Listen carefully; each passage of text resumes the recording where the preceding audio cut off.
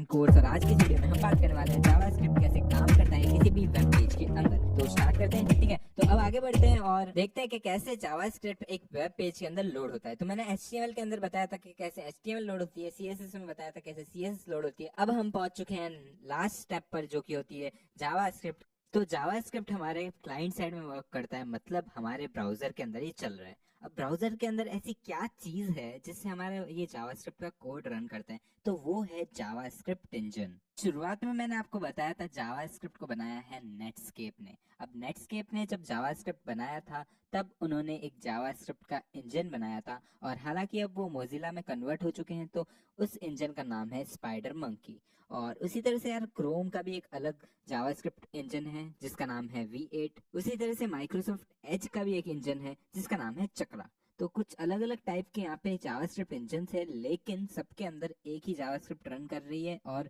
थोड़े बहुत अलग अलग चेंजेस होते हैं उनके अंदर, बट चीज़ें सारी सेम है। हमको डेवलपमेंट में इतना ज़्यादा उसके अंदर फोकस नहीं करना होता है। तो भाई मान लिया कि इंजन तो यहाँ पे है, लेकिन ये इंजन कैसे काम करता है, चलिए ये देखते हैं। तो शुरुआत करते हैं, और सबसे पहली चीज आपको पता है कि जब भी हम जावास्क्रिप्ट हमारे वेब पेज के अंदर डालते हैं तो हम स्क्रिप्ट टैग का यूज करते हैं। अब स्क्रिप्ट टैग से क्या होता है, तो बेसिकली हमारा जावास्क्रिप्ट का वो जो कोड है वो कहीं से फेच होके हमारे कंप्यूटर में रन करता है, ठीक है। तो अब यार फेच करने के यहाँ पे तीन तरीके होते हैं, या तो नेटवर्क से फेच होगा, या फिर कैश, या फिर सर्विस वर्कर। अब नेटवर्क का यहाँ पे क्या मतलब है, तो बेसिकली आपकी ये जो जावास्क्रिप्ट का जो फाइल है वो किसी सर्वर के अंदर पड़ा होगा, जहाँ पे भी आप अपनी वेबसाइट को अपलोड करोगे वहां पर ये जावास्क्रिप्ट की फाइल पड़ी होगी। तो जैसे ही कोई यूजर आपकी वेबसाइट को एक्सेस करेगा तो वो जो नेटवर्क है, मतलब जो जो आपका सर्वर है, वहां से जावास्क्रिप्ट की फाइल निकल के उस यूजर के कंप्यूटर तक पहुंच जाएगी। अब जब भी कोई यूजर पहली बार हमारी वेबसाइट पे आता है तब नेटवर्क का यूज होता है, मतलब सर्वर से फाइल जारी होती है। लेकिन अगर कोई बंदा दूसरी या तीसरी बार आता है तो मोस्टली क्या होता है ना, हमारी कैश मेमोरी में एक जावास्क्रिप्ट की फाइल स्टोर हो जाती है। तो CSS और जावास्क्रिप्ट की जो फाइल्स हैं वो कैश में, यानी हमारे कंप्यूटर के अंदर, जो कि यूजर का कंप्यूटर है, वहां जाके स्टोर हो जाएगी। और जब भी दोबारा कोई यूजर उसको इंटरेक्ट करेगा तो वो कैश मेमोरी से सीधा जाके हमारे मशीन में लोड हो जाएगी, ठीक है। अब जैसे ही हमारा कोड डाउनलोड हो गया, तो जैसे कि आपको पता है सारा कोड हमारा बाइट्स में डाउनलोड होता है। तो अब वो जो बाइनरी डेटा है वो सबसे पहले तो डिकोड होएगा, और इसके लिए हम बाइट स्ट्रीम डिकोडर का यहाँ पे यूज होगा, ठीक है ना। और यहाँ पे आप देख सकते हो जैसा कि लिखा हुआ है 0066, तो ये एक बाइट है जो कि कन्वर्ट हो जाएगा F के अंदर। तो सिमिलरली ऐसे ही पूरा एक कीवर्ड बन रहा है फंक्शन, और ये एक रिजर्व कीवर्ड है। और उसके बाद में हमारे यहाँ पे पार्सर यूज होगा जो कि इस सारी चीजों को पार्स करेगा।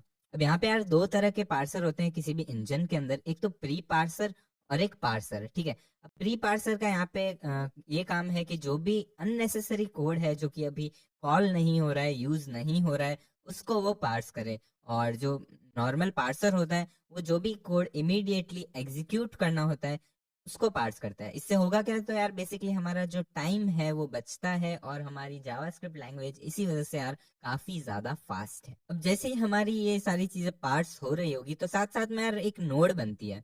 तो यहाँ पे जितने भी हमारे टोकन है उसके बेसिस पे एक नोड बनेगी, और एक ट्री लाइक स्ट्रक्चर बन जाता है इस पूरी नोड का। जैसे कि ये मैंने आपको डॉम बताया था, उसी तरह से यार यहाँ पे एब्स्ट्रैक्ट सिंटैक्स ट्री बनेगा, और इसको हम AST भी कहते हैं। फिर इस AST की मदद से हमारा बाइट कोड जनरेट होता है, और ये जो बाइट कोड है वो हमारे मशीन को समझ में आता है।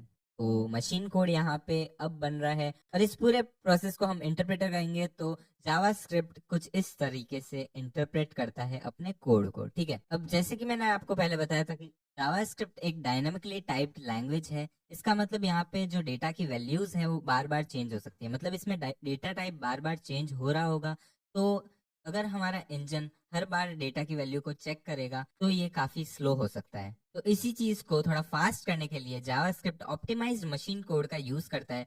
इससे होगा क्या, जैसे कि एक बार आपका कोई कोड रन कर गया तो वहां पे कोई डेटा टाइप रिटर्न किया होगा। तो मैं एक एग्जांपल की मदद से आपको अभी समझाऊंगा, लेकिन एक बार हम समझ लेते हैं कि ऑप्टिमाइज्ड मशीन कोड से क्या हो रहा होगा। तो बेसिकली जैसे कि कोई फंक्शन ने एक डेटा टाइप को रिटर्न किया, तो जावास्क्रिप्ट अगली बार भी यही एक्सपेक्ट करेगा कि वो जो डेटा टाइप है वो सेम होगा। अब एक एग्जांपल की मदद से हम समझ लेते हैं इस चीज को। तो यहाँ पे आप देख सकते हो एक फंक्शन है जिसमें लिखा हुआ है सम ए बी और रिटर्न किया है a प्लस बी। ठीक है, तो बेसिकली अगर हम इसके अंदर कोई दो वैल्यूज दे रहे हैं नंबर की, तो हमें आउटपुट में भी रिटर्न टाइप नंबर ही मिलेगा, है ना। तो जावास्क्रिप्ट ये अज्यूम कर लेगा कि अगली बार भी हमारा ये जो डेटा टाइप है वो नंबर ही रिटर्न होने वाला है।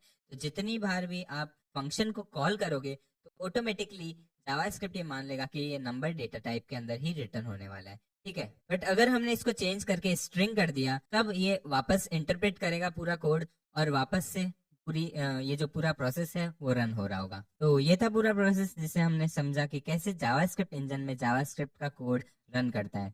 तो आई होप आपको ये वीडियो पसंद आया होगा। पसंद आया तो लाइक कीजिए, शेयर कीजिए अपने दोस्तों के साथ जो कि जावास्क्रिप्ट सीखना चाहते हैं। और मैं मिलूंगा आपसे अगले वीडियो में, तब तक के लिए सी या have a great day and I will surely catch you up in the next one.